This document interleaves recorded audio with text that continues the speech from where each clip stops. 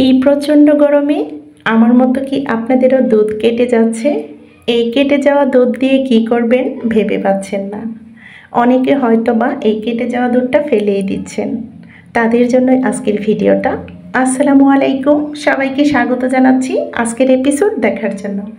আজ নিয়ে এসেছি কেটে যাওয়া দুধ দিয়ে দুর্দান্ত স্বাদের একটি ডেজার্ট রেসিপি। কিভাবে সহজে তৈরি করা যায় তার ভিডিওটা চলুন দেখি।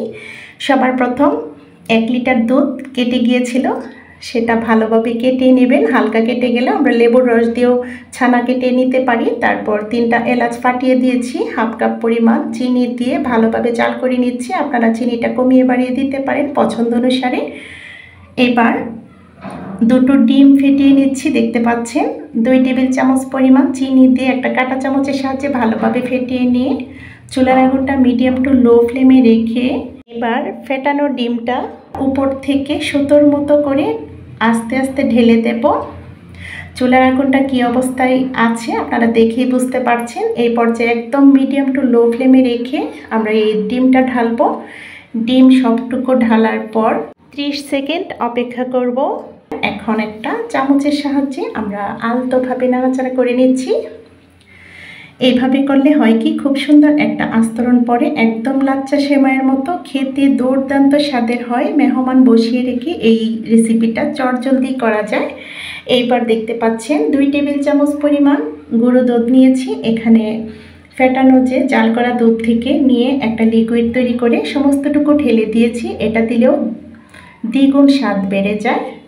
এবার আবারও আলতোভাবে নাড়াচাড়া করে নিচ্ছি। খুব সময়ের প্রয়োজন হবে না, এখানে 2 থেকে 3 মিনিট আমরা ভালোভাবে জাল করে নেব।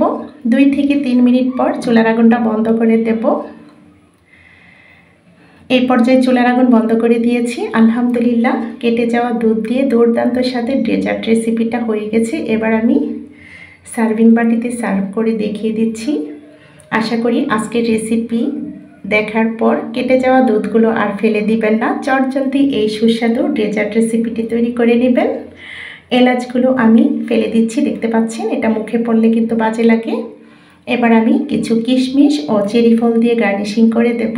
আশা করছি এই গরমে উপযোগী একটা ডেজার্ট রেসিপি আপনাদের ভালো লেগেছে। যদি এই ধরনের টিপস সহকারে নতুন ও সহজ রেসিপি পেতে চান তাহলে অবশ্যই লাইক, কমেন্ট, শেয়ার করতে ভুলবেন না।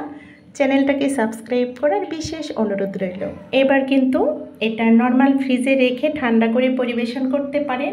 অসাধারণ লাগে খেতে, এর স্বাদ মুখে লেগে থাকবে আজীবন। একবার তৈরি করলে বারবার তৈরি করতে ইচ্ছে করবে, আমি কথা দিচ্ছি। ছোট বড় সবাই সন্তুষ্টি অর্জন করবে একবার তৈরি করে, তারপর আমাকে কমেন্টে জানাবেন। তো পরবর্তী ভিডিও দেখার আমন্ত্রণ রেখে আপনাদের সবার সুস্বাস্থ্য কামনা করে আজকের মতো ভিডিওটা এখানেই শেষ করব। সবাই ভালো থাকবেন, সুস্থ থাকবেন, আমাদের পাশে থাকবেন, আমাদের জন্য দোয়া করবেন। আল্লাহ হাফিজ, আসসালামু আলাইকুম।